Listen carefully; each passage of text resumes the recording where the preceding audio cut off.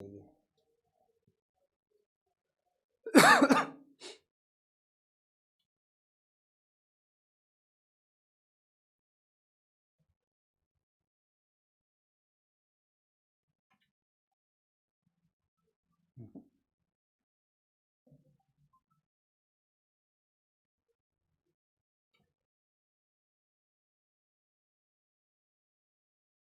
बच्चों को एमआर का बहुत बहुत नमस्कार। स्वागत है द सुपर एनर्जेटिक लक्ष्य नीट बैच में। ऑडियो एंड वीडियो क्लियर है तो फटाफट थम्स अप कर दीजिए, फिर हम आज का लेक्चर शुरू करते हैं। आज हम एक नया चैप्टर शुरू करने वाले हैं जिसका नाम है इलेक्ट्रिक पोटेंशियल एंड कैपेसिटेंस। क्या है नाम बेटा इसका? इसका नाम है इलेक्ट्रिक पोटेंशियल एंड कैपेसिटेंस का। ये लेक्चर नंबर 1 है। तो आज के लेक्चर में जो हमारा गोल है वो हमारा गोल है, सबसे पहले हम बात करेंगे work done by conservative force. Work done by conservative force, conservative force, work energy theorem के बारे में थोड़ा सा हम बात करेंगे। Work energy theorem, work energy theorem थोड़ा सा 11th क्लास का रिवीजन होगा। उसके बाद हम जाएंगे और समझेंगे कि इलेक्ट्रिक पोटेंशियल एनर्जी क्या होता है। Electric potential energy, electric potential energy of the system of charges, electric potential energy of system of charges and electric potential का कंसेप्ट समझेंगे। लास्ट में हम क्या समझेंगे? इलेक्ट्रिक पोटेंशियल क्या होता है। लास्ट चैप्टर में आपने ईमानदारी से बताइए क्या क्या पढ़ा है। किसी को कोई बात नहीं, अपने सिस्टम को वॉइस बढ़ा लो, थोड़ा सा लो वॉइस है तो, है ना, ऐसा तो नहीं कि बिल्कुल सुनाई नहीं दे रहा था। थोड़े बहुत तकनीकी खराबी की वजह से ही लेक्चर में थोड़ा देरी हो गया। कोई बात नहीं, अपने सिस्टम का वॉइस बढ़ा लीजिए, हम भी इधर से कोशिश कर रहे हैं, ठीक है। लास्ट चैप्टर में आपने क्या क्या पढ़ा वो बता दीजिए फटाफट। लास्ट चैप्टर में आखिरकार आपने पढ़ा क्या वो बता दीजिए फटाफट। तो सबसे पहले लास्ट चैप्टर में आपने पढ़ा होगा चार्ज के बारे में। पढ़ा था क्या? हाँ सर। चार्ज पढ़ने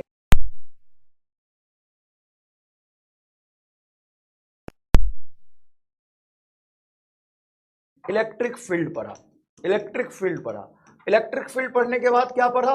motion of charge in electric field, motion of charge in electric field, यही पढ़ा क्या? उसके बाद आपने क्या पढ़ा? डाइपोल पढ़ा, इलेक्ट्रिक डाइपोल, इलेक्ट्रिक डाइपोल पढ़ा। उसके बाद इलेक्ट्रिक डाइपोल की वजह से फील्ड पढ़ा। फिर आपने पढ़ा फ्लक्स, फिर आपने पढ़ा गॉस लॉ, और गॉस लॉ के पढ़े आपने बहुत सारे एप्लीकेशन। उसके बाद पढ़ा आपने डाइपोल इन अ इलेक्ट्रिक फील्ड, डाइपोल इन इलेक्ट्रिक फील्ड। यही मोटा मोटी पढ़ा है क्या? मोटा मोटी यही सीक्वेंस में चीजें आपने पढ़ी है क्या? हाँ या ना बताइए जरा। क्या यही सीक्वेंस में चीजें आपने पढ़ी है क्या? पहले चार्ज पढ़ा, फिर आपने कूलम्ब्स लॉ, इलेक्ट्रोस्टैटिक फोर्स पढ़ा। कौन सा फोर्स पढ़ा? इलेक्ट्रोस्टैटिक, इलेक्ट्रोस्टैटिक फोर्स पढ़ा। उसके बाद आपने इलेक्ट्रिक फील्ड पढ़ा, motion of charge in electric field पढ़ा, इलेक्ट्रिक डाइपोल पढ़ा, फ्लक्स पढ़ा, गॉस लॉ पढ़ा और डाइपोल इन इलेक्ट्रिक फील्ड पढ़ा। अगर मोटा मोटी तौर से इस पूरे चैप्टर को देखा जाए तो आपने कहीं ना कहीं चार्ज की बेसिक प्रॉपर्टी पढ़ी, और एक चार्ज दूसरे चार्ज पे कितना फोर्स लगाता है, उस फोर्स की वजह से उसका मोशन कैसा होगा, डिफरेंट सिस्टम ऑफ चार्ज, जैसे रिंग का इलेक्ट्रिक फील्ड, डाइपोल का electric field, infinite line charge का इलेक्ट्रिक फील्ड, स्फीयर का इलेक्ट्रिक फील्ड। मतलब स्फीयर का इलेक्ट्रिक फील्ड निकाला, मतलब क्या निकाला आपने? फोर्स निकाला। तो अगर मैं इस पूरे सिस्टम की एक बार बात करूं तो क्या मैं फोर्स के बारे में ही पूरा चैप्टर समझ रहा था? क्या पूरा चैप्टर ओवरऑल फोर्स ही था? हाँ, क्योंकि आप जब कहते हो ना इलेक्ट्रिक फील्ड, तो इलेक्ट्रिक फील्ड असल में क्या होता है? Force on a unit charge. एक यूनिट चार्ज पर फोर्स कितना लगेगा वो आप निकाल रहे हो। तो एक यूनिट चार्ज पे फोर्स कितना लग रहा है वो आप निकाल ले रहे हो, तो वहां पे क्यू कूलम चार्ज पे फोर्स कितना लगेगा ये भी निकाल लिया आपने, F इक्वल टू क्यू ही।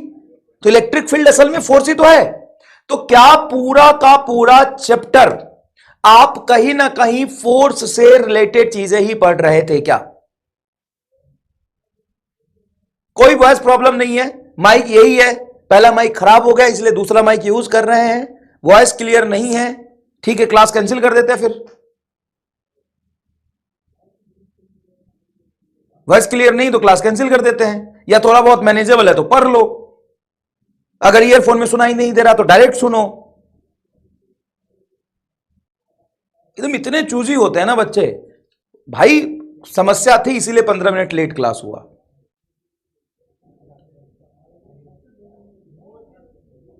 ठीक है, तो पढ़ने पे ध्यान दो, और जो मैं जान लगा के समझाने की कोशिश करूंगा उस चीजों को समझना बेटा। ठीक है, ध्यान से सुनो, ध्यान से सुनो।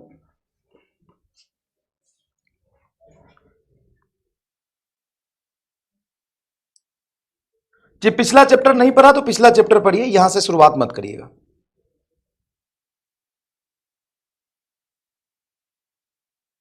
हाँ, तो अगर आपके 2-3 चैप्टर छूट गए हैं तो पहले वो करिए, फिर बाद में इस चैप्टर पर वापस आइएगा। ठीक है बेटा, पहले के जो चैप्टर्स आपके रह गए हैं उसको कंप्लीट करिएगा, तभी ये चैप्टर शुरू करिएगा। कोई फायदा नहीं है आधा अधूरा काम करने से, औकात नहीं है तो शुरू क्यों किया था। और अगर किसी जेन्युइन रीजन से रह गया तो बुरा क्यों मान रहा, पहले पूरा कर, फिर यहाँ के आके पढ़ना। तेरे जैसे बहुत सारे बच्चे होंगे जिसका 2-4 क्लास का बैकलॉग होगा, पहले वो पढ़ रहा है। ठीक है, समझ में आया। अब मेरी बात सुनना ध्यान से, मेरी बात सुनना ध्यान से। तो कहीं ना कहीं इस पूरे चैप्टर में आप किसके बारे में बात कर रहे थे, फोर्स एंड फोर्स का इफेक्ट, फोर्स एंड फोर्स का इफेक्ट। कंप्लीट 11th क्लास की अगर मैं बात करूं, पूरे 11th क्लास में, तो पूरे 11th क्लास में आपने बेसिकली क्या पढ़ा है। पूरे 11th क्लास में अगर मैं बात करूं तो मोटा मोटी सबसे ज्यादा स्टडी करने वाली फिजिकल क्वांटिटी कौन थी 11th क्लास में।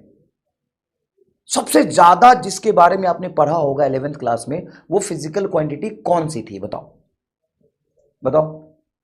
सबसे ज्यादा जिसके बारे में पढ़ा होगा, यस, फोर्स, और एक और है, और वो है एनर्जी। क्या आपने 11th क्लास में कहीं ना कहीं फोर्स की डिटेल एनालिसिस करी है? हाँ सर, और एनर्जी की भी डिटेल एनालिसिस करी है। मैं तुम्हें समझाता हूं। सबसे पहला चैप्टर था यूनिट एंड डायमेंशन, तो उसमें तो डिफरेंट फिजिकल क्वांटिटी का डायमेंशन लिखना सीखते हैं। दूसरा था काइनेमेटिक्स, जिसमें आप मोशन के बारे में समझते हैं।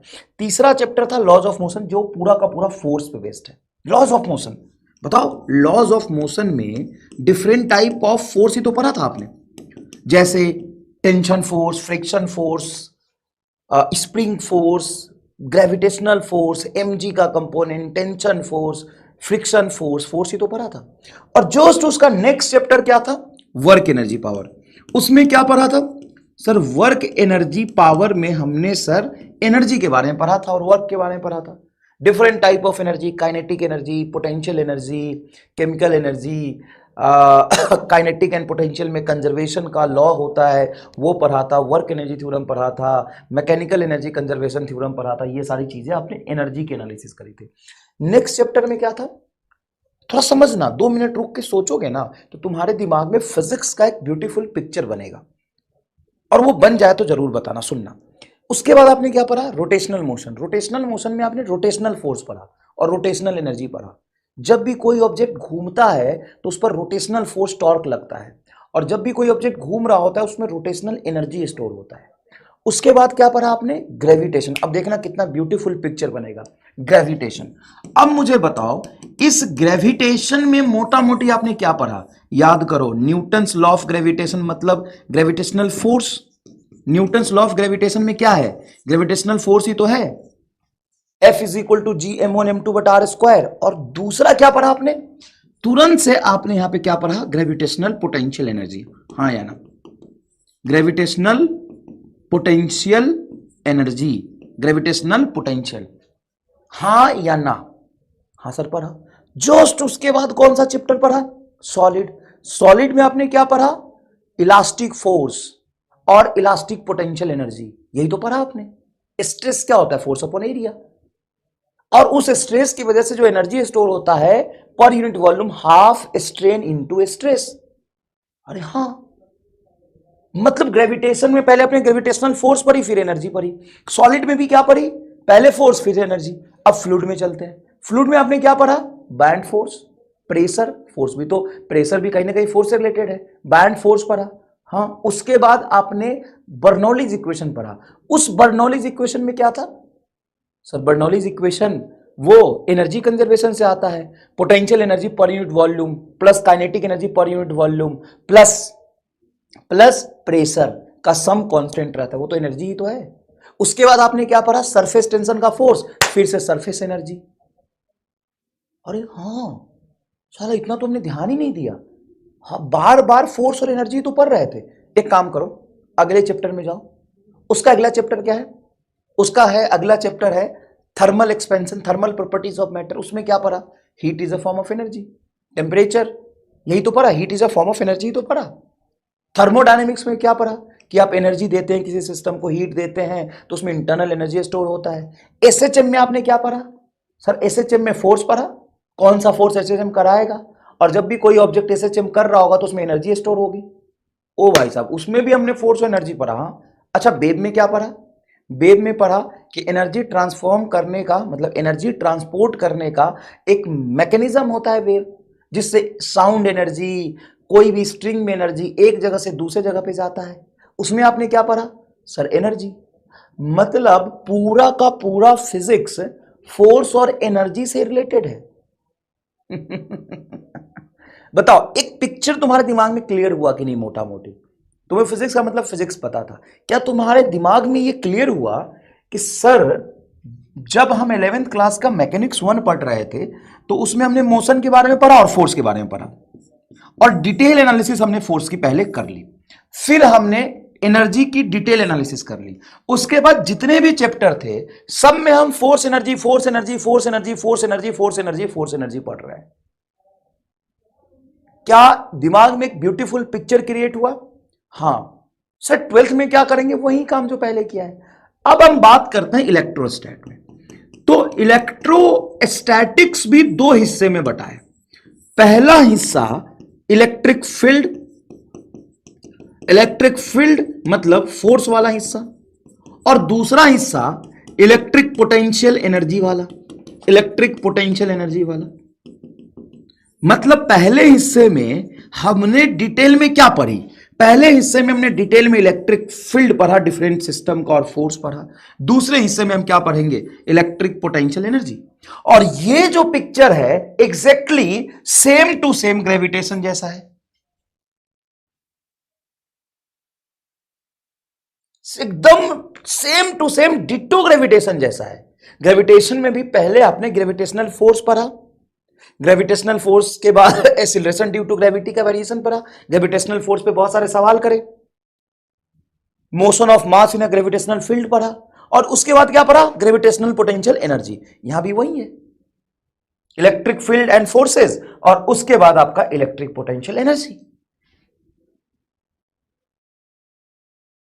कम से कम मैंने चीजें कुछ नहीं पढ़ाई, अभी 10 मिनट में मैंने कुछ पढ़ाया नहीं तुम्हें, लेकिन क्या फिजिक्स का थोड़ा फंडामेंटल क्लियर हुआ कि क्या फिजिक्स में सिर्फ फोर्स और एनर्जी ही पढ़ना है, इसके अलावा तो कुछ है ही नहीं।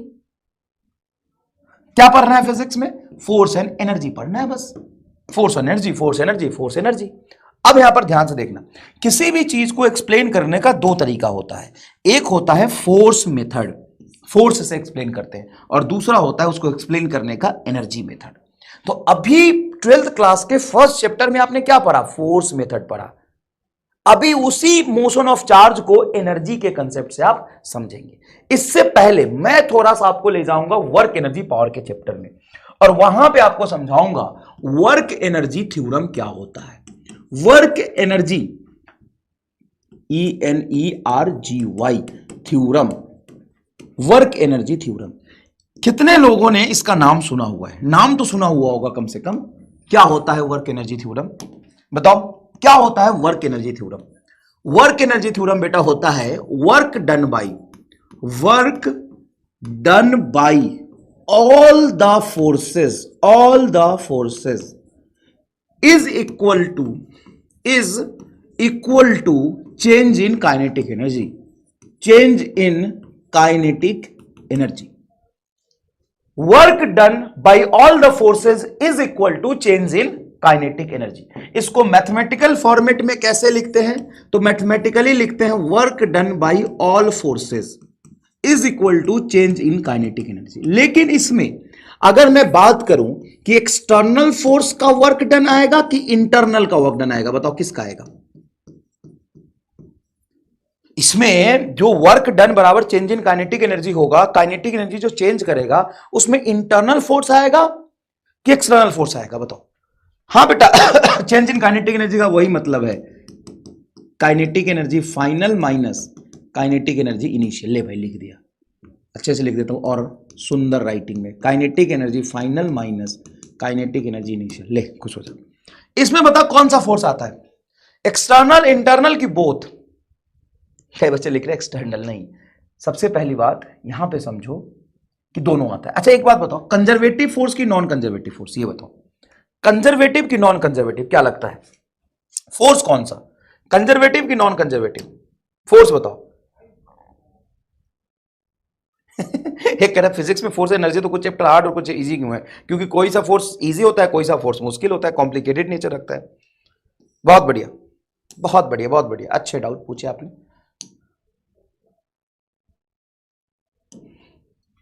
नहीं पढ़ सकते बेटा ये लेक्चर, अगर पिछला नहीं हुआ है तो ये बिल्कुल भी मत पढ़ना, बाकी तुम्हारी मर्जी। बताओ इसमें कंजर्वेटिव की नॉन कंजर्वेटिव?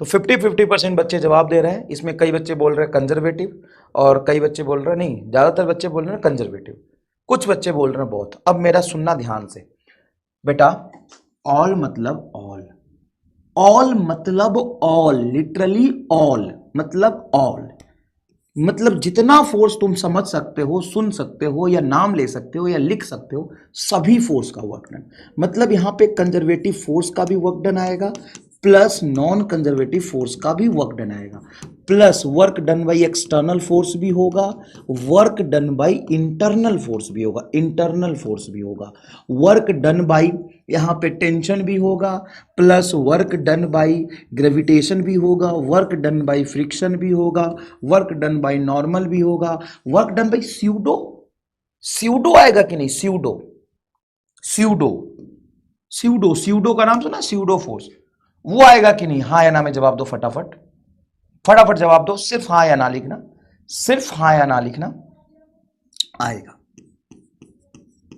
स्यूडो भी आएगा, is equal to change in kinetic energy. मतलब क्या हुआ इसका कि भाई जितने फोर्स होते हैं ना दुनिया में, जितने फोर्स हो सकते हैं ना, सभी का वर्क डन बराबर चेंज इन काइनेटिक एनर्जी, सभी का वर्क डन बराबर change in kinetic energy, all मतलब ऑल। तो भाई साहब सभी फोर्स का जो वर्क डन होता है वो चेंज इन काइनेटिक एनर्जी के बराबर रहता है। हाँ, तो यहां पे एक छोटी सी बात, ये कब वैलिड होगा कब वैलिड नहीं होगा, ये ऑलवेज वैलिड होता है, ये लॉ ऑलवेज वैलिड। मैं इसको बोलता हूं सभी लॉ का बाप है, ये बाप, बाप, बाप सही लिखा है, बाप of all laws, father of all laws. क्योंकि ये कभी गलत नहीं हो सकता, चाहे कोई सा भी सवाल हो वहां तुम लगा सकते हो, ऑलवेज वैलिड, ऑलवेज एप्लीकेबल, हर जगह, हर जगह ये लॉ तुम लगा सकते हो, कहीं भी किसी भी सिचुएशन में ये गलत नहीं होता है। चाहे तुम्हें कोई भी लॉ लगाना हो, मतलब कोई सा भी सवाल करना हो, ये लॉ हर जगह वैलिड होगा। अच्छा, ये लॉ जितना 11th के चैप्टर में काम आता है उतना ही 12th में भी काम आता है, ये लॉ यहां भी काम आएगा, ये लॉ मॉडर्न फिजिक्स में भी काम आएगा, हर जगह काम आएगा। तो ये सारे लॉ का बाप है, बाप। ये तुम्हें एनएलएम में भी काम आता है, ये वर्क एनर्जी पावर में भी काम आता है, ये ग्रेविटेशन में भी काम आता है। सभी फोर्स का work done is equal to change in kinetic energy. कोई भी सवाल तुम वर्क एनर्जी में इससे कर सकते हो, कोई भी सवाल वर्क एनर्जी में तुम इससे कर सकते हो, हर जगह वैलिड और एप्लीकेबल होता है।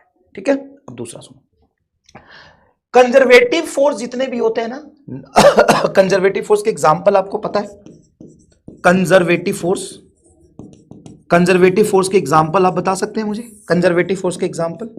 एक छोटा सा ट्रिक देता हूं, हमेशा याद रहेगा।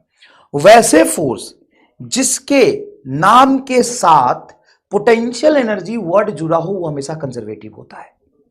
और अगर मजा आ जाए तो आग लगा देना कमेंट बॉक्स में, जैसे ग्रेविटेशनल पोटेंशियल एनर्जी तो ग्रेविटेशनल फोर्स कंजर्वेटिव होगा, इलेक्ट्रोस्टैटिक पोटेंशियल एनर्जी तो इलेक्ट्रोस्टैटिक फोर्स कंजर्वेटिव होगा, स्प्रिंग पोटेंशियल एनर्जी हाफ के एक्स स्क्वायर, इसलिए स्प्रिंग फोर्स कंजर्वेटिव होगा। लेकिन क्या तुमने फ्रिक्शनल पोटेंशियल एनर्जी सुना है? क्या तुमने नॉर्मल पोटेंशियल एनर्जी सुना है? क्या तुमने टेंशन पोटेंशियल एनर्जी सुना है? नहीं ना, क्योंकि वो नॉन कंजर्वेटिव है। बोलो मजा आया कि नहीं? जिस भी फोर्स के नाम के साथ कंजर्वेटिव जुड़ा हो, मतलब सॉरी पोटेंशियल एनर्जी जुड़ा हो, वो कंजर्वेटिव होता है। जैसे gravitation, gravitation spring, electrostatic, electrostatic force. अब मुझे एक बात बताओ मुन्ना, मजा आया कि नहीं आया बताओ। सर तो बड़ा आसान था, हमें तो याद ही नहीं होता था। अबे बुरुबक कहिए क्या, जिस भी फोर्स के साथ पोटेंशियल एनर्जी का नाम जुड़ा हुआ है वो कंजर्वेटिव है। सोच ना, फिर से तू ही सोच, क्या फ्रिक्शनल पोटेंशियल एनर्जी ऐसी कोई चीज होती है? नहीं। क्यों नहीं होती? क्योंकि फ्रिक्शनल फोर्स नॉन कंजर्वेटिव है। ओ भाई, फ्रिक्शनल फोर्स नॉन कंजर्वेटिव है। अच्छा, नॉर्मल पोटेंशियल एनर्जी होता है? नहीं, क्योंकि नॉर्मल फोर्स नॉन कंजर्वेटिव है। अब बता कि जिसके लिए पोटेंशियल एनर्जी का टर्म डिफाइंड है सिर्फ वही कंजर्वेटिव होगा। हां, ऐसा क्यों? ऐसा इसीलिए क्योंकि जो भी कंजर्वेटिव फोर्स का वर्क डन होता है, जो भी कंजर्वेटिव फोर्स का वर्क डन होता है, उसका निगेटिव वैल्यू बराबर सीधा चेंज इन पोटेंशियल एनर्जी होता है, डेल्टा यू। डेल्टा यू को लिख सकते हैं आप यूएफ माइनस यूआई। इस स्टेटमेंट को ध्यान से सुनो और समझने की कोशिश करना कि यहां पे पोटेंशियल एनर्जी नहीं लिखा है। क्या लिखा है? Change in potential energy. और चेंज इन पोटेंशियल एनर्जी कोई नया फिजिकल क्वांटिटी नहीं है, कोई अलग से फिजिकल क्वांटिटी नहीं है। ये वर्क डन को ही पोटेंशियल एनर्जी कहते हैं, लेकिन सिर्फ वर्क डन को कि निगेटिव वर्क डन को? निगेटिव वर्क डन को। सिर्फ यहां पे किसी के भी वर्क डन को कह सकते हैं कि कंजर्वेटिव के वर्क डन को कहते हैं? कंजर्वेटिव के वर्क डन को कहते हैं। सिर्फ कंजर्वेटिव फोर्स के लिए ही पोटेंशियल एनर्जी जैसी वर्ड डिफाइंड है। जैसे तेरा घर में नाम होगा कुछ, तेरा असली नाम क्या है बता? जैसे तेरा असली नाम सत्यम कुमार, शुभम कुमार, आशीष कुमार, घर में तुम्हें क्या बुलाते हैं? कोई ओए छोटू, कनुआ, लल्लू, पोपू बुलाते हैं। जैसे पंकज सर का नाम तुम क्या जानते हो? Pankaj Sijariya is a very good name, but उनको तुम किस नाम से बुलाते हो? पोपू मामा। तुमको नहीं पता है तो याद रखना, नाम है ये। तो अब सुनो, सबसे पहली बात कि Pankaj Sijariya is Pankaj Sijariya is a good name, obvious सी बात है, वेरी गुड नेम, लेकिन उसको पोपू मामा भी कहते हैं। उनको बच्चे कहते हैं, प्यार से कहते हैं। अब क्यों कहते हैं? क्योंकि मजा आता है बच्चों कहने में। हाँ, तुमको नहीं पता था? अरे बकलोल, इसलिए तुम कहते हो एकदम बकलोल हो। हाँ, और नहीं तो क्या। अब सुनो, अब मैं पंकज सिजारिया बोलूं या पप्पू मामा बोलूं, इन दोनों का क्या मतलब है बताओ? दोनों का सेम मतलब है कि अलग अलग मतलब है? सेम ही है। पंकज सिजारिया बोलो या पप्पू मामा बोलो, पंकज सिजारिया सर बोलो या पप्पू मामा बोलो, एक ही बात है। तो अलग अलग नाम क्यों?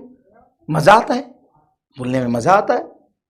अच्छा, तुम्हारा नाम सोनू कुमार है, ठीक है, सोनू कुमार स्कूल में लिखा है, लेकिन सारे दोस्त तुमको कलुआ कहते हैं। अब कलुआ क्यों कहते हैं? क्योंकि दोस्तों को मजा आता है।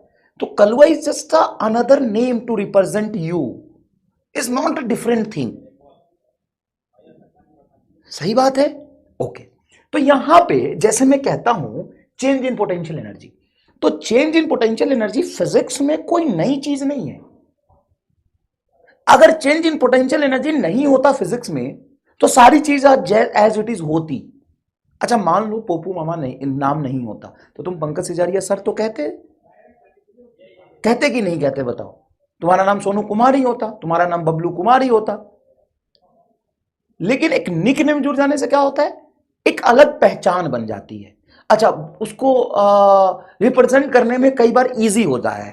कौन बोले यार पंकज सिजारिया सर, बोलो पप्पू मामा, काल बाओ पप्पू मामा, पप्पू मामा, तो कितना मजा आता है। तो उसी तरीके से साइंटिस्ट लोगों को फिजिक्स में मजा चाहिए था, है ना?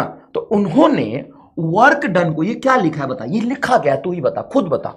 नहीं तो खुद ही देख के फैसला कर कि क्या लिखा है। सर ये negative work done by conservative force लिखा है, उसी को हम कहते हैं चेंज इन पोटेंशियल एनर्जी। बस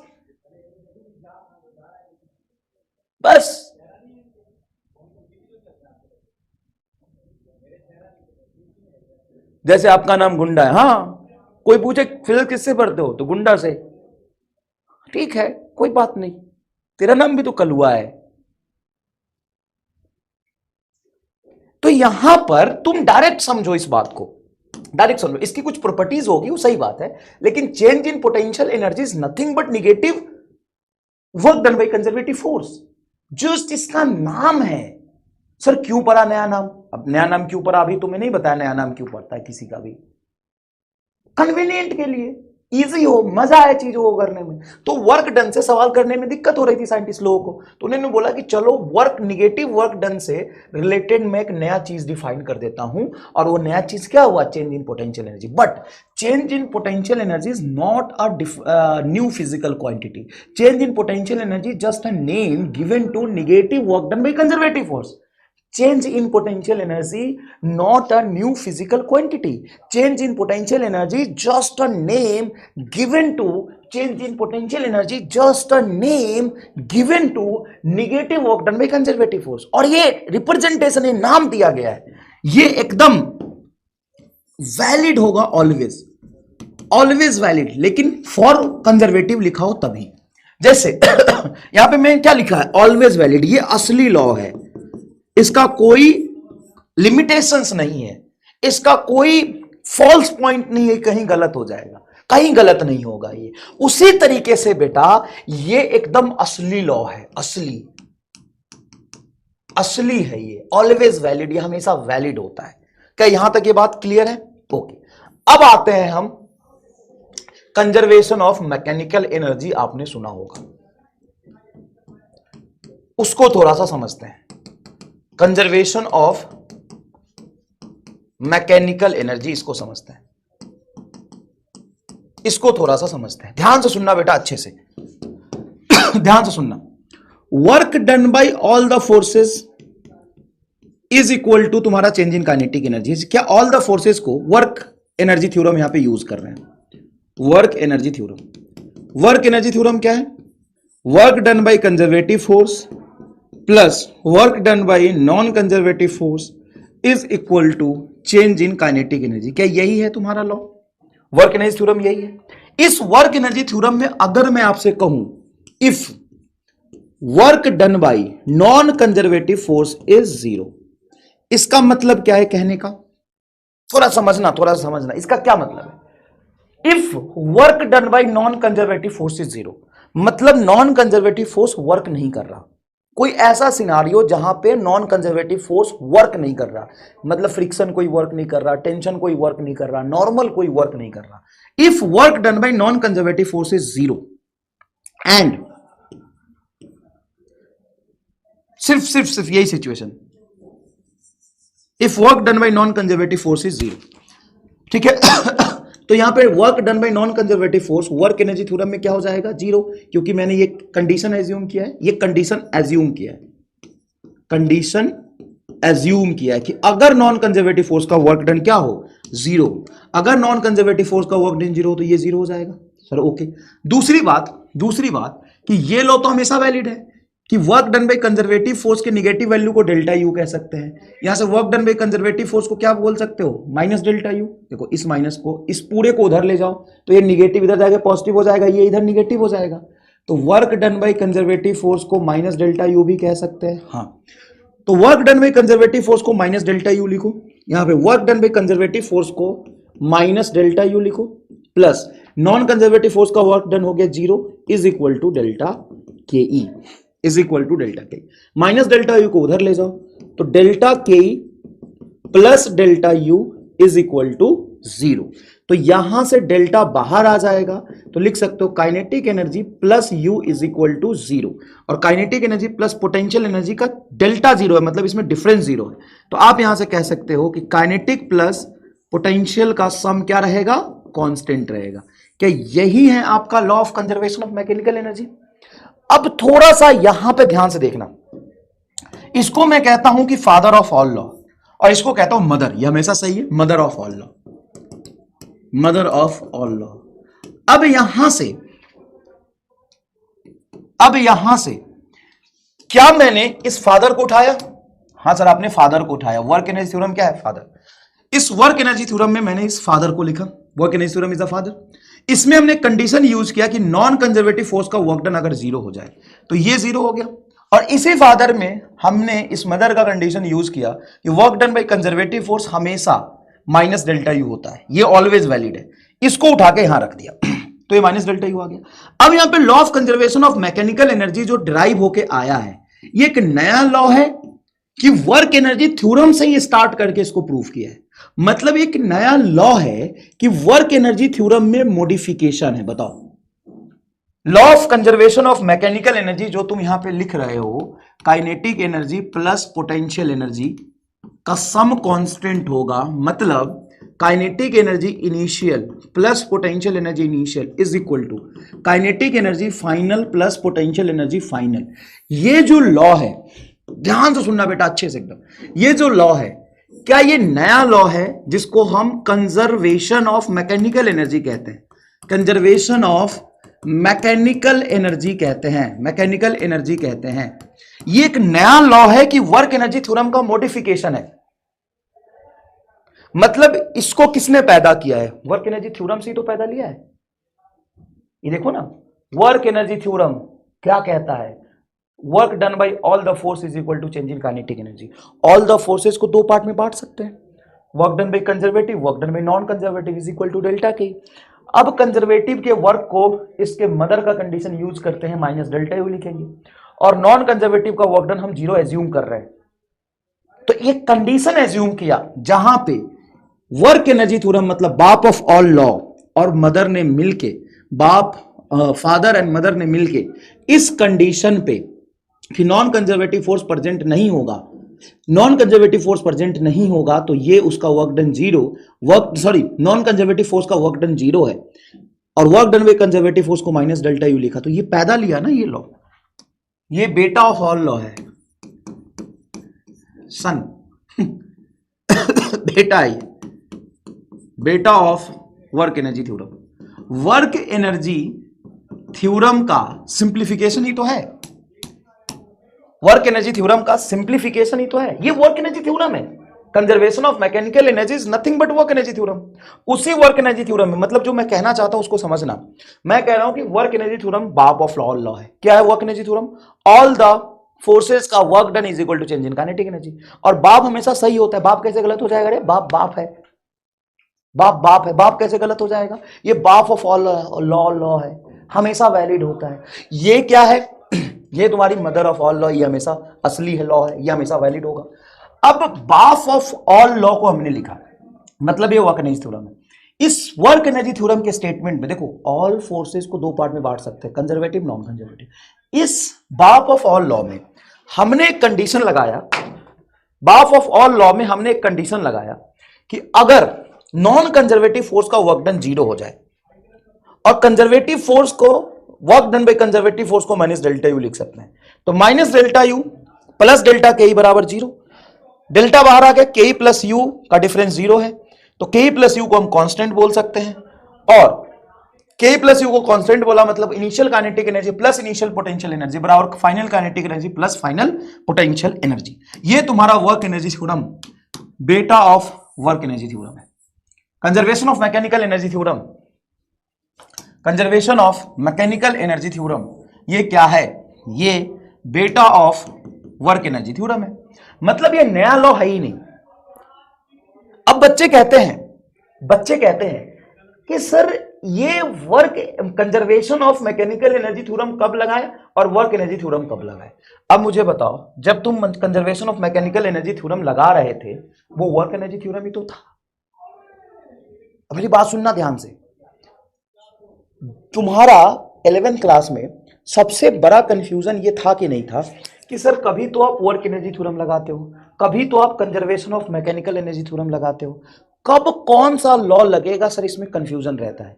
एक बात बताओ, ये कंजर्वेशन ऑफ मैकेनिकल एनर्जी नया लॉ है कि वर्क एनर्जी थ्योरम में ही एक कंडीशन लगाया? बस सर एक कंडीशन लगाए, क्या ये हमेशा सही होगा? नहीं, ये तो only valid when work done by non conservative force zero हो जाए, सिर्फ तभी और तभी वैलिड है, हमेशा वैलिड है ही नहीं। सर हाँ, ये तो तभी वैलिड होगा जब, ये तुम्हारा कंडीशन ही यहां था, यहां पर ये कंडीशन ही है, एज्यूम किया कंडीशन को कि नॉन कंजर्वेटिव फोर्स का वर्क जीरो होगा, तभी आप लगा सकते हैं, हमेशा वैलिड है ही नहीं। तो जब हमेशा वैलिड नहीं है अब मेरा सवाल सुनना, जब हमेशा वैलिड नहीं है और असल में ये कोई नया लॉ है ही नहीं, इसी लॉ में हमने मॉडिफिकेशन किया, तो किया ही क्यों? ये हमेशा वैलिड है भी नहीं और ये पैदा लिया है वर्क एनर्जी थ्योरम से, तो हम वर्क एनर्जी थ्योरम को ही बार बार यूज करेंगे, हम इसको यूज ही क्यों करें? क्या जिस सवाल को इस थ्योरम से हम कर सकते हैं, जिस सवाल को हम इस थ्योरम से कर सकते हैं, क्या उसको हम वर्क एनर्जी थ्योरम से कर सकते हैं? हां, क्योंकि ये थ्योरम इससे डिराइव्ड है, ये तो बाप है सबका, और बाप हमेशा सही होता है, हर सवाल को बाप सॉल्व कर सकता है। जब हर सवाल को बाप सॉल्व कर सकता है, जब बाप बाप है और उसको लगा के मैं सारे सवाल सॉल्व कर सकता हूं, और इस बाप ने इसको पैदा किया है, तो इसकी जरूरत क्या है? इसकी जरूरत क्या है? अब ये सारा तो वैलिड भी नहीं है हर जगह पे, कभी सवाल करेगा, कभी बोलेगा मैं नहीं कर पाऊंगा। क्यों? जब भी फ्रिक्शन वर्क करेगा, नॉर्मल वर्क करेगा, टेंशन वर्क करेगा, क्या तुम इसको लगा सकते हो? नहीं, ये तो वैलिड ही नहीं है। ये तो सिर्फ और सिर्फ तभी वैलिड होगा जब नॉन कंजर्वेटिव फोर्स का वर्क जीरो होगा, तभी लगा सकता है ना। कब लगा सकता है इसको? जब नॉन कंजर्वेटिव फोर्स का वर्क जीरो होगा, तभी लगा सकते हैं इसको हम। तो इसको लगा ही क्यों हम? बात तो हमेशा वैलिड है, तो कंजर्वेशन ऑफ मैकेनिकल एनर्जी क्यों लगाएंगे बताओ? हो गया भाई, हो गया, टाइम भी हो गया। ऐसा है, सबको मार के भगा दूंगा मैं। अंदर जा रहा आवाज।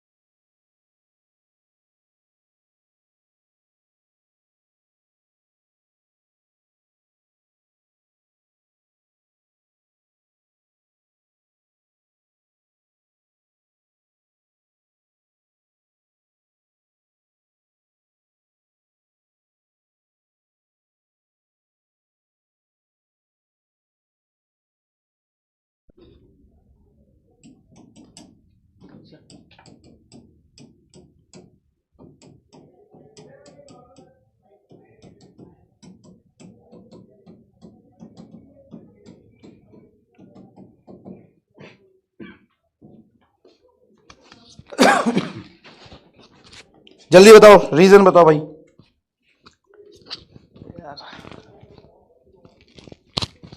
देखो, ये ऐसी चीज मैं समझाने की कोशिश कर रहा हूं जो फिजिक्स का सबसे ज्यादा यूज होने वाला और सबसे ज्यादा पेन पॉइंट वाला टॉपिक है और सबसे ज्यादा कंफ्यूजिंग टॉपिक है ना बेटा?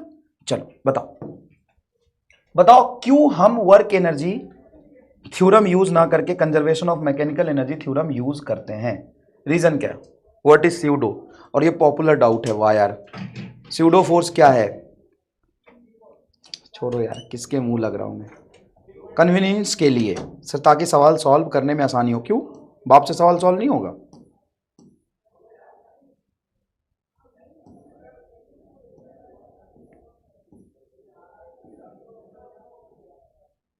सर आवाज नहीं आ रही, एक बार आप सब कुछ फिर से समझा देना। मैंने बोला ही कहाँ था, नशा करता है क्या? खुशबू, हाँ ये वही खुशबू है।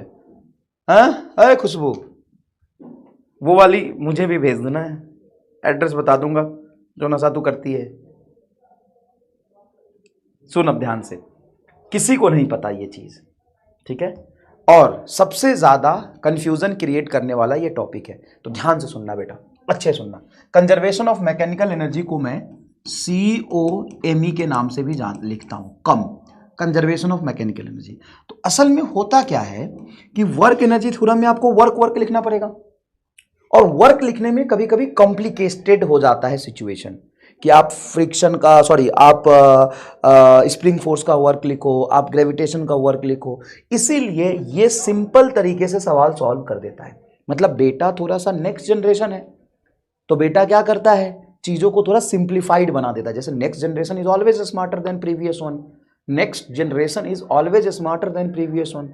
तो ये नेक्स्ट जनरेशन है, तो बेटा थोड़ा सा स्मार्ट है, चीजों को आसानी से सॉल्व कर लेता है। इसीलिए हम यहाँ पे COME यूज करते हैं, कंजर्वेशन ऑफ मैकेनिकल एनर्जी।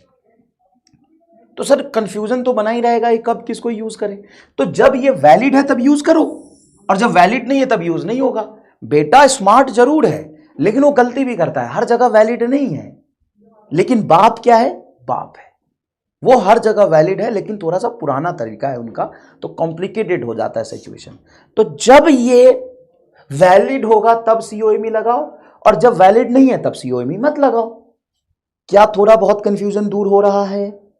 अब मैं तुमसे 2-3 सवाल रैपिड राउंड पूछता हूं जल्दी जल्दी। वर्क एनर्जी थ्योरम क्या conservation of mechanical energy theorem से ड्राइव हो सकता है? Work energy theorem conservation of mechanical energy theorem से ड्राइव हो सकता है? यस और नो में बताओ। Can be derive work energy theorem from mechanical energy theorem।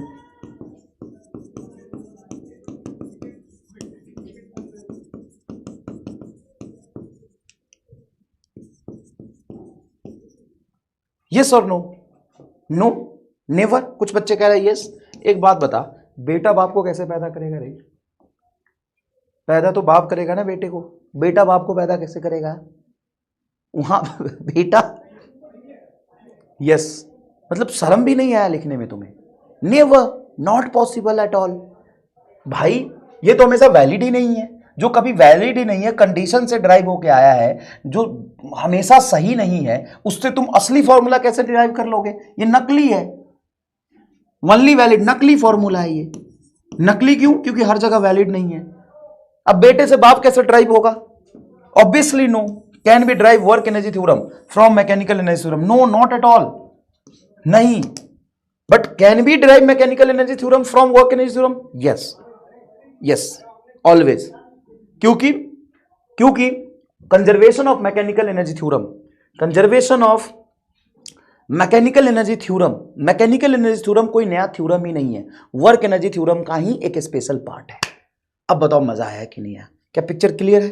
और बताता हूं COME कब यूज होगा, कब यूज नहीं होगा। देखो, जहां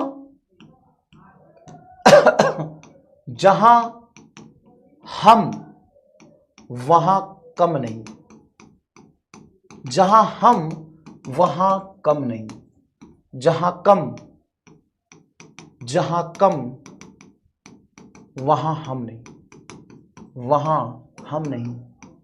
क्योंकि जहां कम वहां हम कैसे हो सकते हैं? हम किसी से कम नहीं। ध्यान से सुनना, जहां हम वहां कम नहीं, जहां हम वहां कम नहीं, जहां कम वहां हम नहीं, क्योंकि हम किसी से कम नहीं।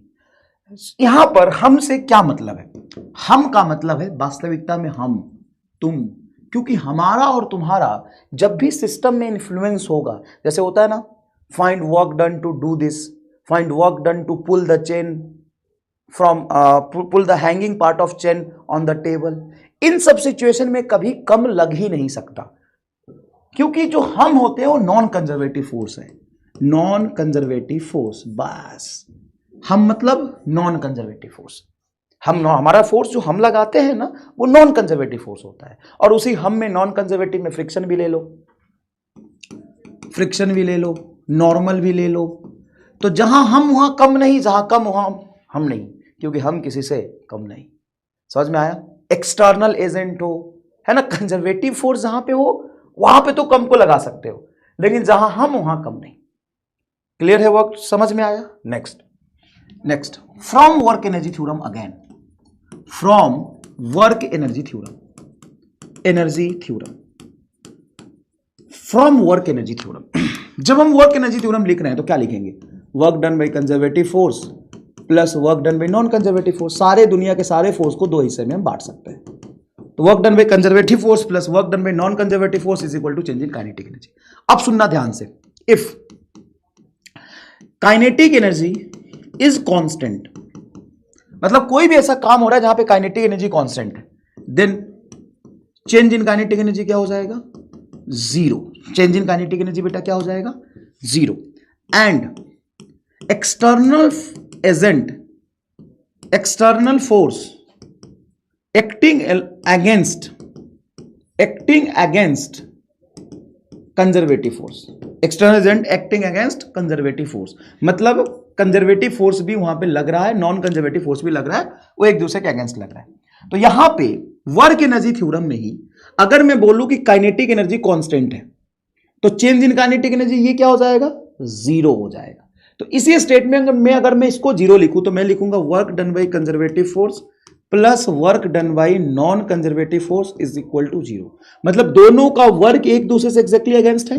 हाँ, तो work done by non conservative force is equal to, इसको उधर ले जाता हूं तो minus work done by conservative force लिखूंगा। हाँ, अब बताओ लॉज ऑफ मदर क्या कहती है कि negative work done by conservative force को हम चेंज इन पोटेंशियल एनर्जी लिख सकते हैं। हाँ, तो work done by non conservative force is equal to delta U होता है। क्या यह हमेशा वैलिड है? नहीं, not always valid, not always valid, only valid when, only valid when kinetic energy is constant. मतलब कोई भी काम ऐसे हो रहा है जिसमें काइनेटिक एनर्जी कांस्टेंट है, बहुत इन्फाइनेटली स्मॉल स्पीड के साथ हो रहा है। एंड एक और चीज, and non conservative force x against conservative force, non conservative force x against conservative force. तो यहां पे तुम में से 99% बच्चों को यह डाउट रहा होगा। क्या? ध्यान से सुनना, 99% बच्चों को डाउट रहा होगा, हमेशा रहता है, चाहे तुम कितनी भी पढ़ लो, चाहे कोई पढ़ाए या मैं पढ़ाऊं तो भी रहता है। ये टॉपिक ही वैसा है कि सर कभी कभी तो वर्क डन बराबर डेल्टा यू लिखते हो और कभी कभी वर्क डन बराबर माइनस डेल्टा यू लिखते हो। क्या ये कंफ्यूजन क्लियर हुआ? क्या ये असली लॉ है? नहीं, ये तो नकली है। Work done by non conservative force change in potential energy होता ही नहीं। नॉन कंजर्वेटिव फोर्स के लिए पोटेंशियल एनर्जी डिफाइंड ही नहीं है। मेरी बात सुनना ध्यान से, नॉन कंजर्वेटिव फोर्स के लिए change in potential energy defined ही नहीं है। तो यहां कैसे आ गया? इत्तिफाक से। यह भी वर्क एनर्जी थ्योरम का ही पार्ट है। कैसे वर्क एनर्जी थ्योरम का पार्ट है? Work done by conservative plus non conservative बराबर डेल्टा के। अगर मैं डेल्टा के को जीरो मान लूं, अगर काइनेटिक एनर्जी कांस्टेंट है, डेल्टा के को जीरो मानूं, अगर मैं ये लिखूं और कंजर्वेटिव फोर्स भी एक्ट हो रहा हो और नॉन कंजर्वेटिव फोर्स भी एक्ट हो रहा हो, तो यहां पे work done by non conservative force is equal to minus work done by conservative force आएगा। और minus work done by conservative force को मैंने ये डेल्टा यू लिखा है, ये इसके निगेटिव के बराबर है, और minus work done by conservative force delta U होता है। तो ये एक कंडीशन पे आया है।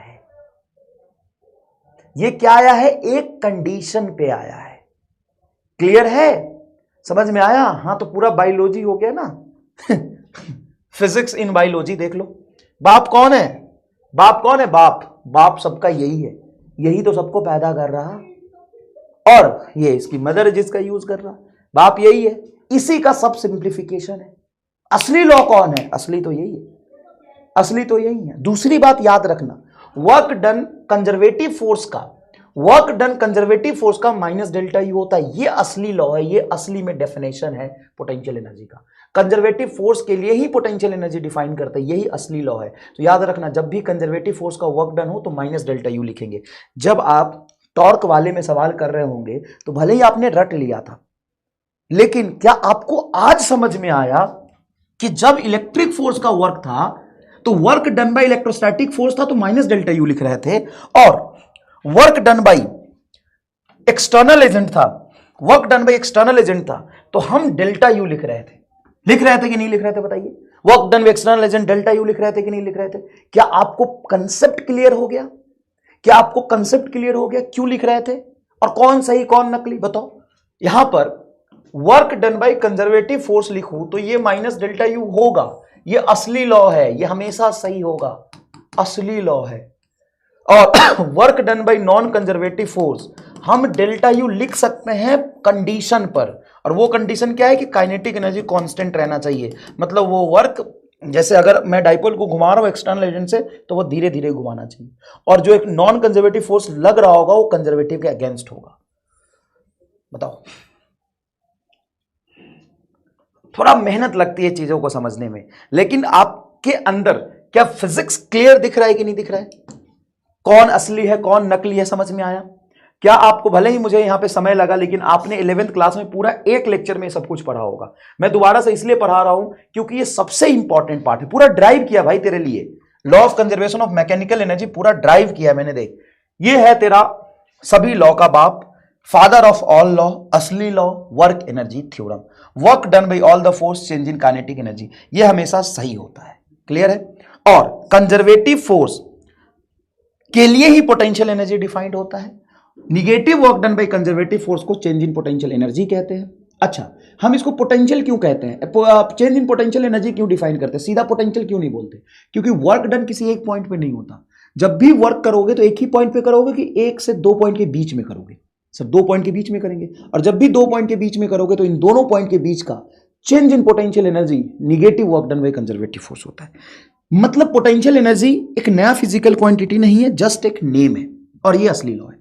कंजर्वेशन ऑफ मैकेनिकल एनर्जी क्या है सर? सिंपल है, इसमें हम नॉन कंजर्वेटिव फोर्स का वर्क जीरो एज्यूम कर लेते हैं। अगर ऐसा होगा तो ही वैलिड है कि नॉन कंजर्वेटिव फोर्स का अगर वर्क डन जीरो है तभी वैलिड है। ये जीरो हो गया, और कंजर्वेटिव फोर्स को हम लिख सकते हैं माइनस डेल्टा यू, तो माइनस डेल्टा यू इधर जाएगा तो plus delta U, plus delta K E बराबर जीरो, मतलब K E plus U is equal to constant. ये आ गया, ये है तुम्हारा कंजर्वेशन ऑफ मैकेनिकल एनर्जी। ये कब लगेगा? जब नॉन कंजर्वेटिव का फोर्स का वर्क डन जीरो होगा। क्लियर? एकदम क्लियर है बेटा? बताओ बताओ। क्लियर है एकदम? अच्छा, इसमें हमेशा कंफ्यूजन रहता है कि work done by conservative force minus delta you क्यों है? क्योंकि ये असली लॉ है, ये हमेशा वैलिड होगा। और non conservative force delta U कैसे लिखते हैं? कंडीशन पर लिखते हैं। क्लियर है एकदम? चीजें थोड़ा मुश्किल हुई समझने में, लेकिन एकदम क्लियर समझ में आ गया? समझ में आ गया? बताओ, पोटेंशियल एनर्जी डिफाइंड होता है कि change in potential energy defined होता है? तो याद रखना कि potential energy is not a physical quantity. It depends on, does not have unique value, have unique value, is not defined. In fact, it is not defined. It is not defined.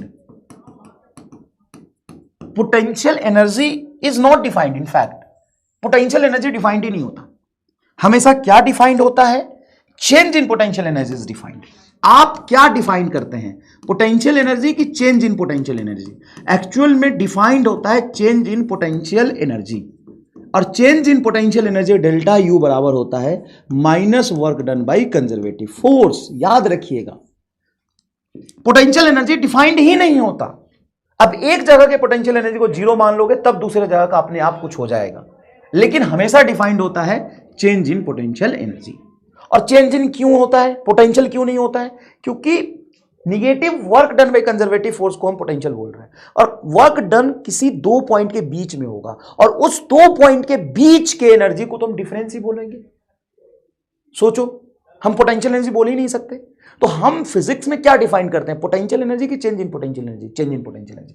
और change in potential energy does not depends upon reference, does not depends on reference। ये reference पे depend नहीं करता। याद करो, gravitational potential energy तुमने पढ़ा होगा, तो ग्रेविटेशनल पोटेंशियल एनर्जी रेफरेंस पे डिपेंड करता है, but change in potential energy does not depends upon reference. Change in potential energy reference पे डिपेंड नहीं करता। क्यों नहीं करता भाई? चेंज इन पोटेंशियल एनर्जी तो वर्क होता है, अब दो पॉइंट के बीच में जो वर्क होना है वो होगा, वो रेफरेंस केस पे क्यों डिपेंड करेगा? तो change in potential energy does not depends upon reference. Change in potential energy does not depends upon reference. Potential energy depends upon difference. Potential energy is not a physical quantity, does not have unique value. It depends on reference. ये पहले add करो. It depends on reference. ये ज्यादा important है. It depends on reference point. Reference point किसी एक जगह पे पोटेंशियल एनर्जी दूसरे जगह पे रेफरेंस पॉइंट पे डिपेंड करता है। अगर रेफरेंस का पोटेंशियल एनर्जी चेंज कर दूंगा तो किसी एक पॉइंट पे पोटेंशियल एनर्जी चेंज हो जाएंगी। हाँ कि ना? हाँ कि ना बताओ? Potential energy is not a physical quantity, does not have unique value. इसका किसी पॉइंट पे यूनिक वैल्यू नहीं होता क्योंकि strongly depends upon reference point.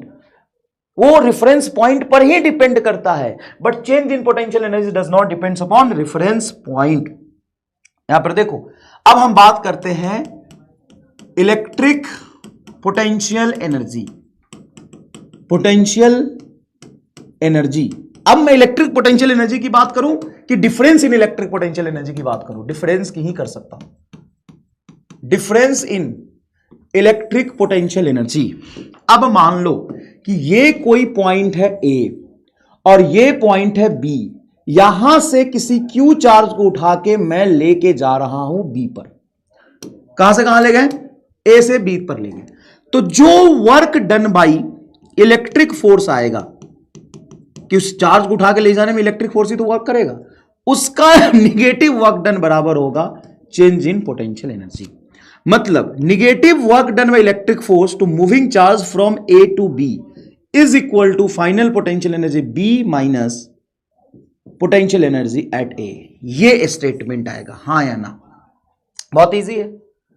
किसी चार्ज को ए से उठा के बी तक रखने में, अब ए से चार्ज को उठा के बी तक रखने में जो इलेक्ट्रिक फोर्स का वर्क होगा, कहां से कहां तक लेके जा रहे हैं? ए से उठा के बी रखा, देखा? सिंपल सिंपल नहीं दिख रहा तुम्हें? ये फाइनल पोजीशन हो गया और ये इनिशियल हो गया। तो जो इनिशियल से फाइनल तक ले जाने में वर्क होगा उसके निगेटिव वैल्यू को हम कहेंगे चेंज इन पोटेंशियल एनर्जी। खत्म हो गया भाई, हो गया, हो गया, डन। और वर्क डन को ही पोटेंशियल एनर्जी कहता है, इसमें तो सिंपल बात है, हो गया, खत्म, बस। हाँ सर, ये बड़ा आसानी से समझ में आ गया क्योंकि ये चीजें आपको समझना बहुत इंपॉर्टेंट था। सारी पिक्चर जो थी ना बेटा यहां पे थी, वर्क एनर्जी थ्योरम में, पोटेंशियल एनर्जी में, पोटेंशियल एनर्जी किसको कहते हैं, ये सारी चीजें बहुत अच्छे से लिखना है आपको, ठीक है? ये रहा difference in electric potential energy. जो कंजर्वेटिव का फोर्स होगा, जो इलेक्ट्रिक का वर्क डन होगा, उसके निगेटिव वैल्यू को ये कहते हैं। खत्म, खत्म हो गया। हाँ, अब यहां पे अगर तुम रेफरेंस एज्यूम करते हो, जैसे U B minus U A is equal to minus work done by electric force from A to B, ये तुमने लिखा। अब तुम रेफरेंस पॉइंट, तुम्हें पता है कि कहीं भी तुम एक जगह पे मान सकते हो और रेफरेंस पॉइंट कहीं भी माना जा सकता है। तुमने ग्रेविटेशनल पोटेंशियल एनर्जी जब लिखा होगा तो रेफरेंस कहां मानते थे? सर जनरली ग्राउंड पे मानते थे, लेकिन कहीं भी मान सकते हैं। अगर मैं यहां पे रेफरेंस ए पर मान लूं कि मैं मान लूं कि ए पर पोटेंशियल एनर्जी जीरो है, मेरी मर्जी, रेफरेंस मान लिया। If I assume reference at A मतलब potential energy at A is zero, मतलब मैंने ए पर रेफरेंस मान लिया, तो ए की पोटेंशियल एनर्जी जीरो हो गई, तो बी की पोटेंशियल एनर्जी बराबर हो जाएगी minus work done by conservative force, वही इलेक्ट्रिक फोर्स लिख दो।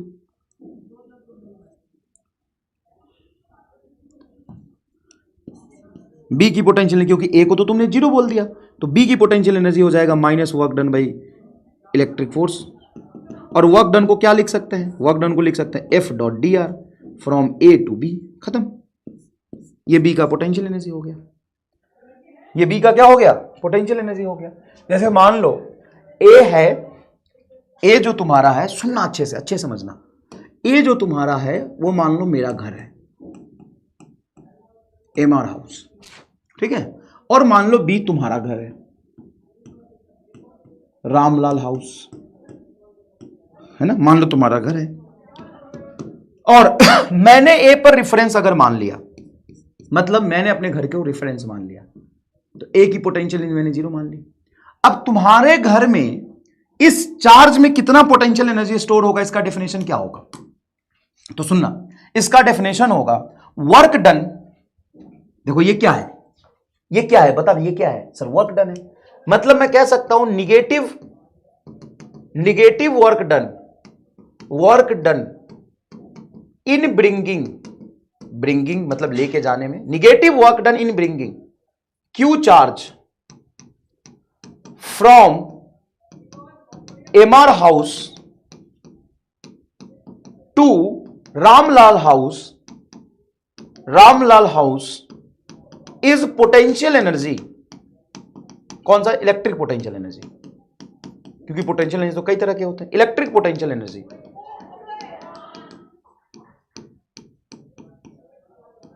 stored in Q charge in Ramlal house, at Ramlal house। तो किसी भी पॉइंट पर किसी चार्ज में कितना पोटेंशियल एनर्जी स्टोर होगा वो किन बातों पे मेनली डिपेंड कर रहा है? इस पूरे स्टेटमेंट को पढ़ के देखो। मैंने इसी लाइन को, देखो बेटा, मैंने इसी line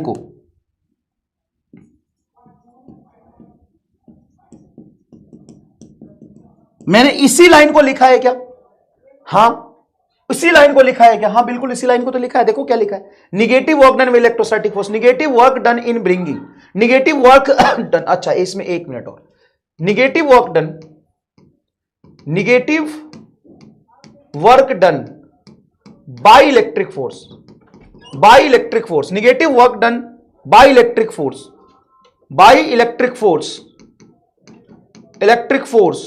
in bringing Q charge from MR house to Ramlal house.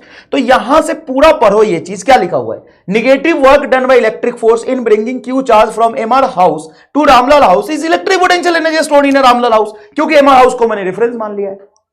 बेटी बात सुनना ध्यान से, मेरी बात सुनना ध्यान से। इस पूरे स्टेटमेंट में पोटेंशियल एनर्जी का मतलब क्या है sir? Work done, simple work done की negative work done by electric force in bringing Q charge from MR house to Ramlal house is called electric potential energy stored in a charge Q at a Ramlal house. यहां पर reference किसको माना है? MR house को माना है। तो reference point से, मेरी बात सुनना, रेफरेंस पॉइंट से लेकर के इस पॉइंट तक चार्ज को रखने में जो वर्क डन आया है उसके निगेटिव वैल्यू को ही तो पोटेंशियल एनर्जी कह रहे हैं। मेरी बात सुनना अच्छे से, दिमाग, कान, मुंह, नाक खोल के। पहले मैं कमेंट को बंद कर दूं एक बार, पहले मैं कमेंट को, what is F dot D R? Ruchi चप्पल मारूंगा ना यहां से चला के।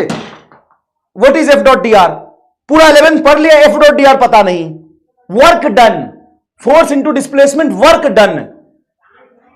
दिमाग ही खराब हो जाता है। रुचि जैन, बेटा क्यों पढ़ रही हो तुम? पढ़ ही क्यों रही हो बताना यार, कुछ समझ नहीं आ रहा, कंफ्यूजन है बहुत। नहीं आएगा समझ, पहले एफ डॉट डी आर नहीं पता तो कैसे आएगा समझ? मजाक चल रहा है यहां पे, मजाक चल रहा है यहां पे। एफ डॉट डी आर नहीं पता और फिजिक्स पढ़ेंगे।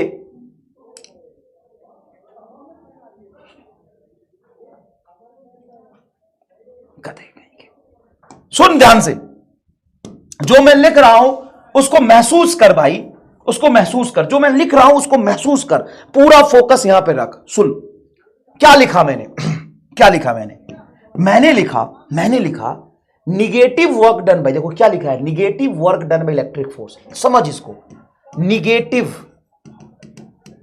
वर्क डन, ये डेफिनेशन का ही पार्ट है। Why negative? क्योंकि डेफिनेशन में निगेटिव है। देख यहां पर तू पूछ सकता है ना वाई निगेटिव, भाई इसके डेफिनेशन में, नाम में ही negative work done by conservative force. वही लिख रहा हूं मैं, यही स्टेटमेंट लिख रहा हूं जो 11th क्लास में तूने पढ़ा है। तूने 11th क्लास के वर्क एनर्जी पावर में पढ़ा है, तूने 11th क्लास के ग्रेविटेशन में पढ़ा है, तूने 11th क्लास के सॉलिड में पढ़ा है। यही लाइन पढ़ा है, 4 बार पढ़ा है 11th क्लास में, 5वीं बार यहां पढ़ रहा है। क्या?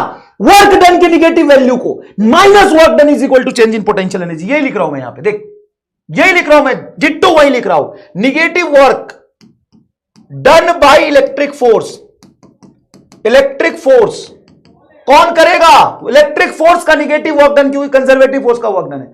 Negative work done by electric force in bringing in bringing Q charge from RL house, sorry MR house to MR house to Ramlal house is called electric potential energy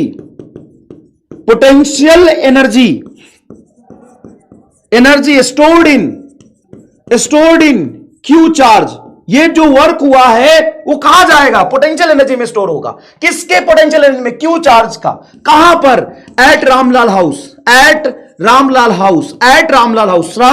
पे ही। क्यों sir? Change in potential energy define होना चाहिए, क्योंकि MR house की potential energy को तूने 0 मान लिया। अब एक एक वर्ड को फील कर बेटा, क्या कर? फील कर, एक एक वर्ड को फील कर। यहां पे सुन, पोटेंशियल एनर्जी के डिफिनेशन में निगेटिव है, तो देख negative work done by electric force, negative work done by electric force, देख negative work done by electric force, इसका फील आ गया? हां, किस काम को? क्यू चार्ज को रेफरेंस पॉइंट से, कहां से? रेफरेंस पॉइंट से उठा के किसी पॉइंट तक रखा, उस किसी पॉइंट का नाम दे दिया Ramlal house. In bringing Q charge from MR house to Ramlal house is called, किसको कह रहे हैं हम? इज कॉल्ड, अंग्रेजी के भिखारी थोड़ा फील कर, इज कॉल्ड किसको कह रहे हैं हम? निगेटिव वर्क डन को कह रहे हैं हम। Negative work done by electric force in bringing Q charge from MR house to Ramlal house is called किसको? निगेटिव वर्क डन को। Negative work done is called electric potential energy stored in Q charge at Ramlal house. तो reference point से उठा करके किसी point तक लाने में जो निगेटिव वर्क डन होता है इलेक्ट्रिक फोर्स को, उसी को हम इलेक्ट्रिक पोटेंशियल एनर्जी कहते हैं। उसी को हम क्या कहते हैं? Electric potential energy. किसमें स्टोर हुआ है? जिसको उठा के लाया है, जिसको उठा के लाने में वर्क डन हुआ है, उसी वर्क के बराबर जिसको उठा के लाया उसमें एनर्जी स्टोर हुआ है। अब यहां पे ग्रेविटेशन में क्या था? सुन मेरी बात सुन, ग्रेविटेशन में क्या था? सेम डेफिनेशन था, एकदम डिट्टो सेम डेफिनेशन था। वहां पे क्या फर्क था? सुन, negative work done by gravitational force, सुन, negative work done by gravitational force, यहां पे बस इसको काट के ग्रेविटेशनल फोर्स लिख। In bringing M mass from MR house to Ramlal house is called gravitational, इसको काट दे, gravitational potential energy stored in M mass at Ramlal house. Same है एकदम। क्या चेंज हुआ? चेंज बस इतना हुआ कि यहां पे इलेक्ट्रिक फोर्स की जगह पे ग्रेविटेशनल फोर्स का निगेटिव वर्क डन आएगा, और क्या आएगा? बस एकदम डिट्टो सेम। हां, लेकिन सर वहां पे हम चार्ज को तो इन्फिनिटी से लाते थे, हमने तो किसी एमआर के हाउस से नहीं लाया, हमने रामलाल के घर पे तो नहीं रखा, हम तो इन्फिनिटी से लाते थे। क्यों लाते थे? क्योंकि एमआर के घर को रेफरेंस मैंने माना। एमआर के घर को रेफरेंस तुम्हारे स्कूल का मास्टर तो नहीं मानेगा। एमआर के घर के रेफरेंस कोई युगांडा में बैठा हुआ बच्चा तो नहीं मानेगा। एमआर के घर को रेफरेंस कोई बंगाल की घाटी में बैठ के तो नहीं मानेगा।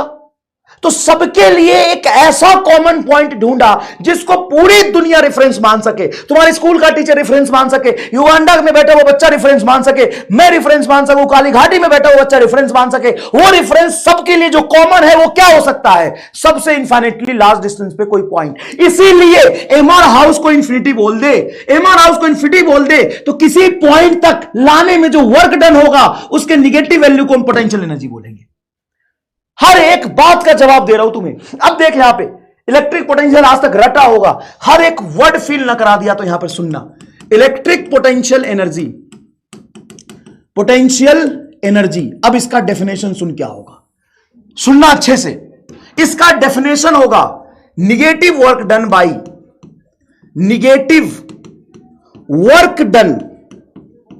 हालांकि आधा घंटा में मैं समझा पाया क्यों निगेटिव, क्योंकि डेफिनेशन में निगेटिव है। पोटेंशियल एनर्जी का डेफिनेशन जो 11वीं क्लास में वर्क एनर्जी पावर में पढ़ा तो वहां से negative.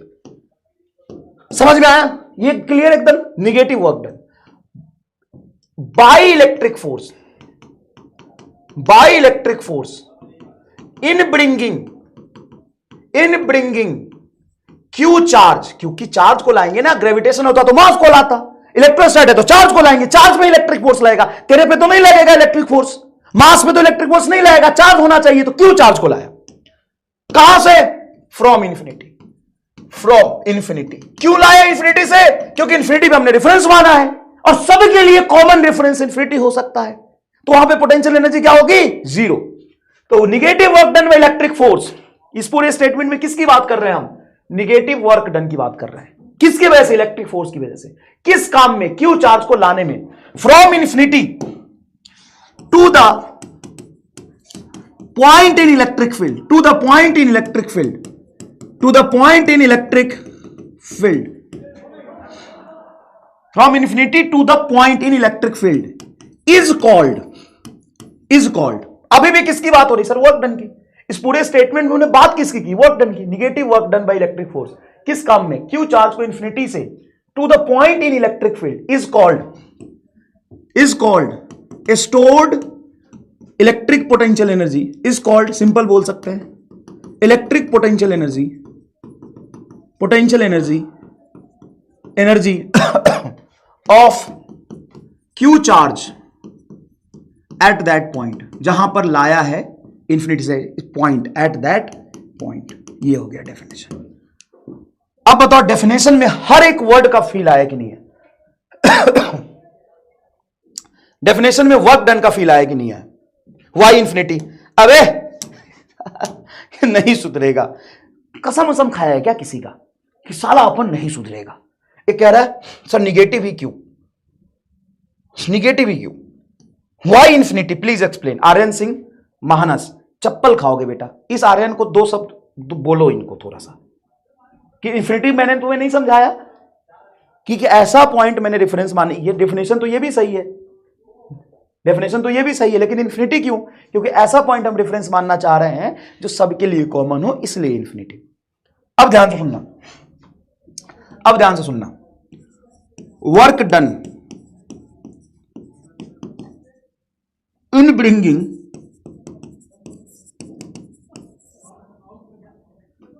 Q charge from infinity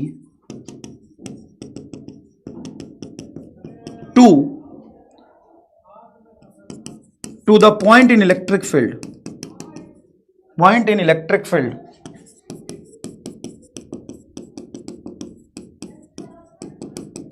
keeping kinetic energy constant,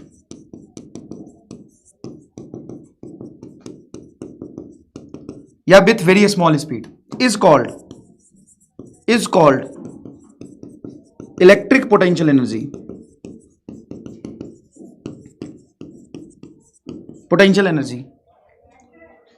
of charge q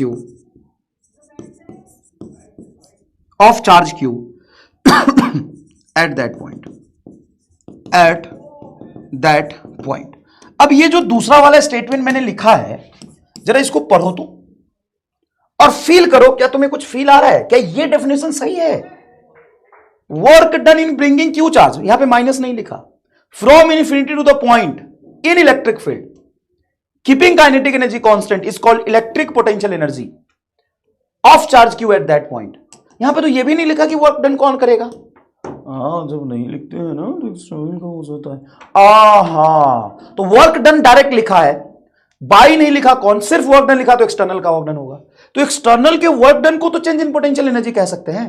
हाँ, लेकिन उसमें काइनेटिक एनर्जी कांस्टेंट कंडीशन होना चाहिए, तो कंडीशन भी लिखा है। हाँ यार, ये तो सही है। और ये दोनों स्टेटमेंट में से तुम्हारे किताब में कोई एक ही लिखा होगा, लेकिन वास्तविकता में ये दोनों स्टेटमेंट इलेक्ट्रिक पोटेंशियल एनर्जी का सही है।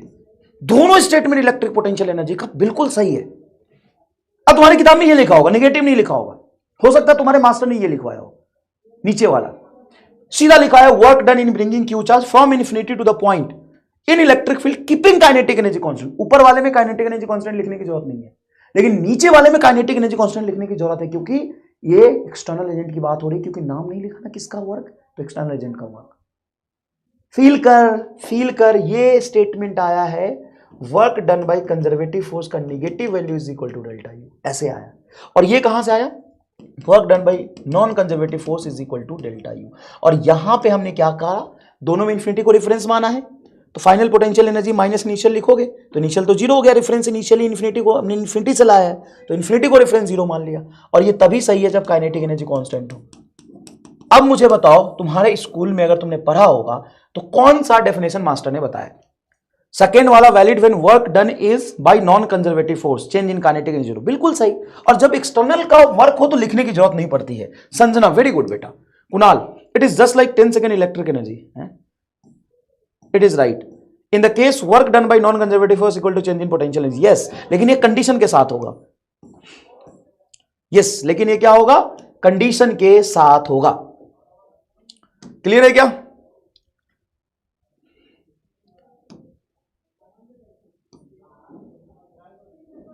हाँ डन है, समझ में आ गया? क्या आपको बहुत अच्छे से समझ में आ गया बेटा? पूरा फीलिंग आ गई है। फीलिंग के स्पेलिंग तो सही लिख। इन्फिनिटी पे पोटेंशियल जीरो नहीं होता, वहां पे रेफरेंस हम मानते हैं, क्योंकि इन्फिनिटली लार्ज डिस्टेंस पे चार्ज का इफेक्ट नहीं होगा, इलेक्ट्रिक फील्ड का इफेक्ट इन्फिनिटी पे जाके खत्म हो जाएगा, इसलिए वहां पे रेफरेंस हम जीरो मानते हैं। तो जनरली तुम कहीं भी रेफरेंस मान सकते हो, लेकिन सबके लिए कॉमन रेफरेंस बेटा इन्फिनिटी हो गया।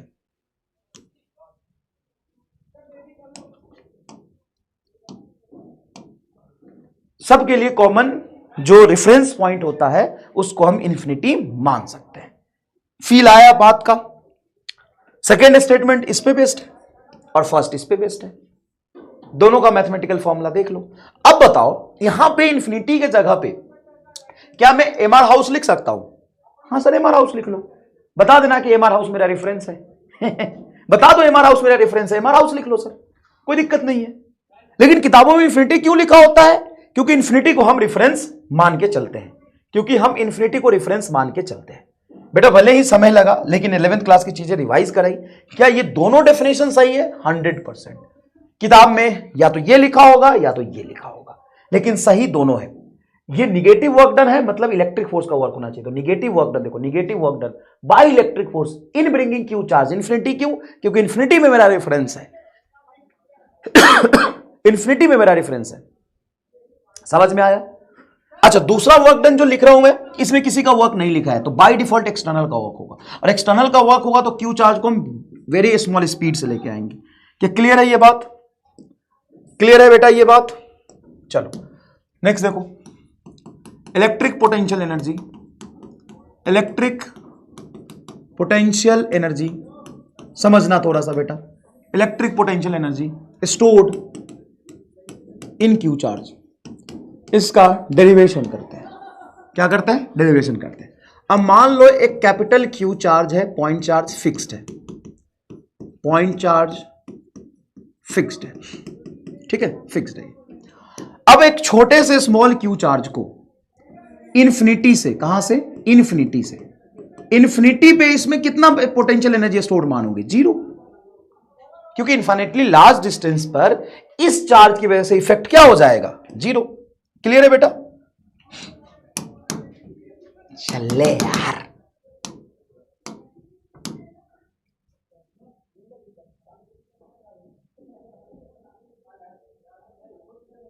अरे पोटेंशियल पढ़ाऊंगा तो अपने आप समझ आ जाएगा। चल बकवास बंद कर, निकल। हाँ सर चले, हो गया, छुट्टी कर ले पक्का। खेल रहे हो लेकिन यार देखो, नहीं नहीं नहीं, सच बताओ। हाँ मैं तैयार हूं। चलो फिर, चलो देखो 1 मिनट बस रुक जाओ। तो हमने क्यू चार्ज को यहां से उठाया और धीरे धीरे धीरे धीरे धीरे धीरे धीरे धीरे मान लो यहां पे रख रहे हैं, इससे आर डिस्टेंस पर इस क्यू चार्ज को यहां पर रख रहे हैं। तो अचानक से तो नहीं रख देंगे, हम क्या करेंगे? इसको धीरे धीरे धीरे धीरे धीरे धीरे धीरे धीरे धीरे धीरे धीरे धीरे उठा के यहां रखेंगे। क्लियर है? प्रज्ञा चौधरी 11th खराब है ना बेटा तेरा? 12th भी खराब करेगी? आयुषी 12th भी खराब करेगी? हैं? खराब करेगी नहीं, तेरा होगा। प्रज्ञा चौधरी, आयुषी दोनों का 12th भी खराब होगा, बोर्ड में नंबर भी कम आएंगे। बुरा लग रहा है ना? तो पढ़ ले चुपचाप, मुंह नाक कान बंद करके। काहेला नेता बनती है? देख सीख प्रियांशु से। वेरी गुड बेटा प्रियांशु। आयुषी प्रज्ञा को भी थोड़ा बुद्धि दो। जनरली मेडिकल में लड़कियां ठीक होती है, लेकिन तुम्हारे क्लास में लड़कियां ही खराब है। अरे नोट्स में बिल्कुल लिखना है डेफिनेशन, कैसे याद रहेगा? अंकिता देख, यार छुट्टी कर देता हूं यार, मेरे से नहीं होगा, ये बैच नहीं झेला जाएगा। करेगी ये भी लिखना है क्या भाई? तो ये क्या मैं मजे के लिए पढ़ा रहा था क्या? और तुमको याद रह जाएगा बिना लिखे हुए, बिना प्रैक्टिस किए हुए। 11th क्लास में जो ये पूरा डेरिवेशन नहीं समझ में आया था, ये मैं टाइम पास के लिए पढ़ा रहा हूं क्या? अरे बहुत दिमाग खराब कर दिया यार। तुम्हारे जितना खराब बैच मैंने आज तक नहीं देखा। जय बाय यार, बस हो गया, नहीं पढ़ाऊंगा। मेरा मूड बहुत जल्दी खराब होता है। हाँ मैं पागल हूं, और हूं तो हूं, कोई कुछ नहीं कर सकता। और मैं एक बार अगर कलम रख दूं ना तो किसी की हिम्मत नहीं कि मेरे से कलम उठवा ले, किसी की नहीं, मतलब किसी की नहीं। पढ़ाता हूं अपने पागलपन से और नहीं पढ़ाता हूं मेरी मर्जी से। किसी की हिम्मत नहीं है कि फिर पढ़वा ले मेरे से, मेरी खुद की भी नहीं है। चल निकल।